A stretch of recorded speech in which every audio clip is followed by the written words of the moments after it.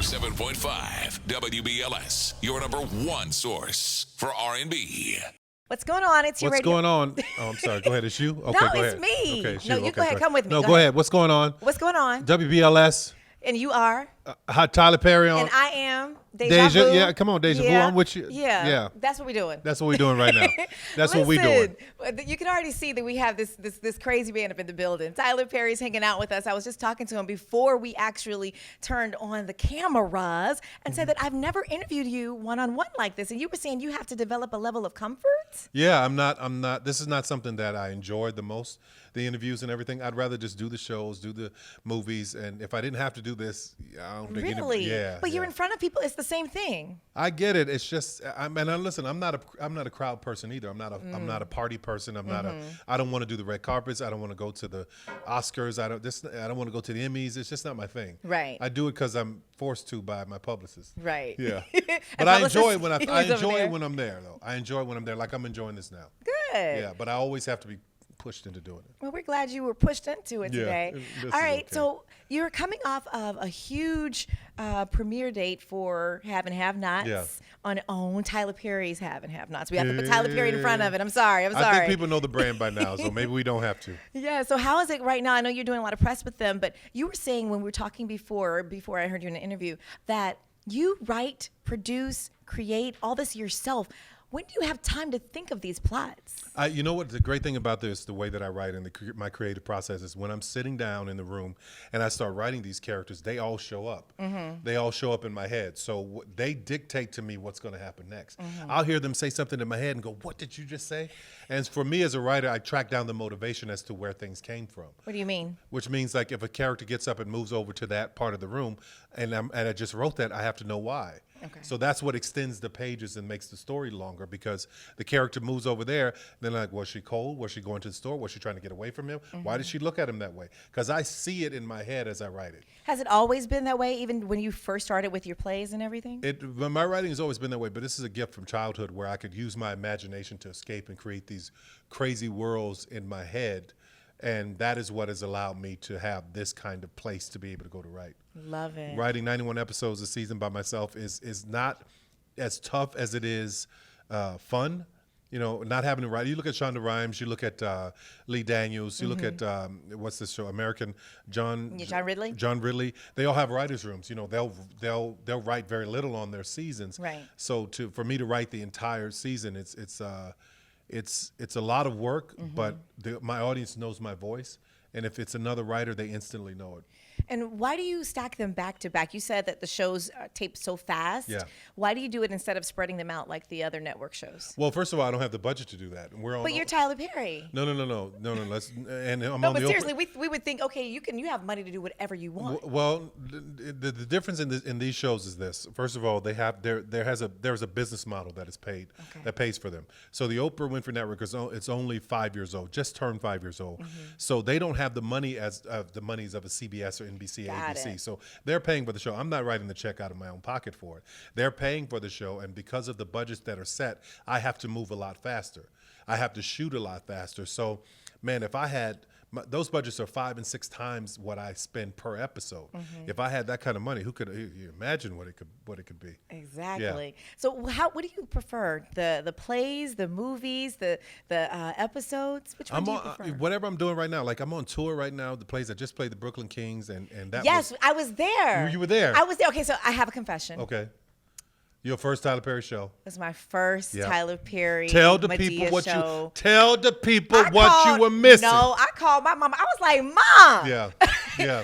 You go and call my mom. Have you seen Tyler Perry? Yeah. I had never seen it. Yeah. You were amazing. Thank I you. laughed. I chuckled. I felt for the characters. Yeah. I was like, okay, Dej, you've been missing a lot. I didn't know it was going to be that good. I will say that. And I tell you that a lot of people have just come up with the opinions of everybody else's. I don't know when we started to listen to everybody else's opinions. Somebody says, "Oh, I'm not going to go see that," and then you don't go see it, and then you miss this great thing. It was excellent. You Thank were you. hilarious, Thank you.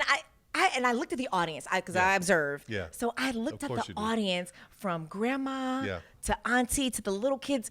I was like, these are generations up in you here. Get, you but get how it. do you do that? And this is the thing. People don't understand. I said, Tyler, because I went back and started Googling. I don't know. Like, this man has created a whole niche. People don't understand that the Christian and the spiritual community will come out and support stuff that caters and talks to them, and your stuff touches because they relate to it. Right. You know what I mean? Right. But on the other side of it, people who are non-Christians, who are not exactly, who are just want to have a good time and laugh. Exactly. So it's been this great gumbo of soup of mixing of all of these different types of genres on stage. It's fun for me, man.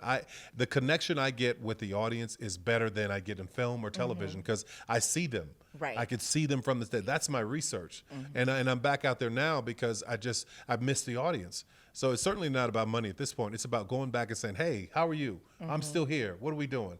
And I think if a lot of other artists had done that, their careers could have gone differently had they stayed in touch. You know, there are people who have just been amazingly talented, but they left the audience. Absolutely. And you just got to always remember to stay with them. Well, you know your core, and you Yeah, speak to your sure. core, and like And you they're said, speaking to me. everybody else comes back, but Sure. you know who your core is, Sure. and that's the thing that I admire. Thank you. I do have a question though, as far as like your the characters, not the characters, the actors and actresses. What makes you pick them again and say, okay, she can play in this role, or she'll be good in this? Like you use Tasha or you use Yeah. Patrice in several things. How do you determine? Okay, Tasha's going to do this one. Well, the great thing about it is for me, like when I was on tour early on, like for the House of Pain, Cassie and LeVan, they were on tour with me. I was like, I got to do something with them. You know, I saw Patrice in the show. I was like, I got to do something with her.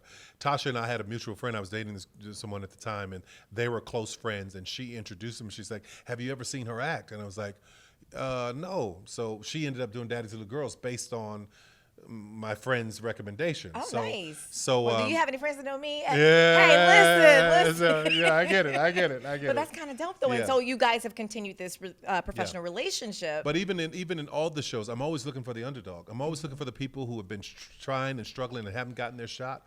Because there's a level of appreciation and gratitude that when they come to set, they bring this positive energy into the room that everybody feels. Yeah. And what about you in front of the camera now? I know you did Gone Girl last year, did something with some Teenage Mutant Ninja Turtles? Ninja Turtles, Oh, yeah. my goodness. It's incredible. So what's going on for you this year? Ninja Turtles comes out in the summer, and so does a movie called Brain on Fire. Nice. That I'm playing a role in. It comes out this summer as well. And but right now I'm working on something that's so stupid funny that I didn't think the idea was gonna work, but when I wrote it, it's hysterical. It's Aunt Bam, Patrice, Mama Hattie, myself, my other character, Old Man Joe, and Madea in a Madea Halloween. So I know you think about it. What's this going to be about? I'm telling you right now, it's the funniest thing I've ever done. We'll have to check it out. It's definitely. hysterical. Going back to teaming up with OWN, how did you come with Oprah? I know you guys have a friendship. Yeah. But did you just come to her and say, "Listen, I have these shows"? Because I know you had a relationship with another network, and you took everything and started building over here at OWN. No. At first, I went to her and I said when she was struggling, I said, "Listen, you should let me help you." No, we've got it. It'll be fine. But she was still doing the Oprah show at the time. Got it. And I was far down the road in negotiating my own network. That's what I was wondering if you were doing that. Yeah, I was far down the road in the negotiations, and we started having the conversation about working together. So I had to make the choice. Which one do I do? Which was a very difficult choice for me because here I am at a moment where it'll be the Tyler Perry channel or going to work with Oprah Winfrey. And I saw a lot of what she was dealing with, and I knew that I could help her, and I knew that I would have time to build more of my brand if I didn't do it right away. So this was just a push for time to go in and help her and bring whatever I could to it and allow it to be all that it's become. So that's been great. That's been amazing. Yeah. Now, looking back and seeing all the intricacies of owning a network, would you still want to go back and do that? 100%. I'm more hungry than ever. Are you serious? Yeah, because you know I'm a man who's run a business for a long time. Right. And now buying Fort McPherson Army Base. Listen, I was in Atlanta. I rode past. I'm like, mouth open and everything. Are you serious, Isn't that Tyler? crazy? That thing is huge. Isn't that crazy? Yeah. It is huge. Yeah, I'm so excited about it because of the number of jobs it's going to bring, number one. And number two, that a network has to be a part of that because it's such a big thing. It's bigger than Universal. It's bigger than Warner Brothers from what I understand. So to have this moment to build all the stages and start a legacy for my son to look up to and see and maybe one day pass on to him, it's It's awesome. That is amazing. Yeah. So it seems like you've done pretty much everything. You have the career, the family. What's next? And wait a minute, before we do that, I even read that Madea had a book. I didn't even know Madea had a book. Yeah, that It was book on the New York Times bestseller list. Yeah. Are you kidding me? What haven't you done? I'm actually writing a new book. It's not a Madea book. It's a book called Hires Waiting, and it's just about inspiration and about the things that have happened in life, and a little bit of business, a little bit of soul searching, a little bit of family. It's a little bit of everything that it's kind of like a soup of all different things that can like help lift and encourage you. So as far as career goes right now, this studio is the next 5 years is my utter focus to get it from where it is now to a major player. And taking from that, then we'll go into the network. Yeah. So how do you transfer all that stuff? I mean, it's like a huge move that you're going to have to do. Did you shut down your studios in Atlanta yet? No, not yet. And they're very close to each other. And, okay. And it's only 5 stages over there. So moving from 5 sound stages to 19. Are you going to keep both? Temporarily. But hopefully some entrepreneur comes along or some network like a BET or TV One or somebody comes along and say, hey, this is great. This is great investment property. We'll take it off your hands because there's so much production in Atlanta. It would be amazing. The smaller one, that is. Absolutely. Yeah. Okay. And let me see. What else we have to talk about here? I go. do.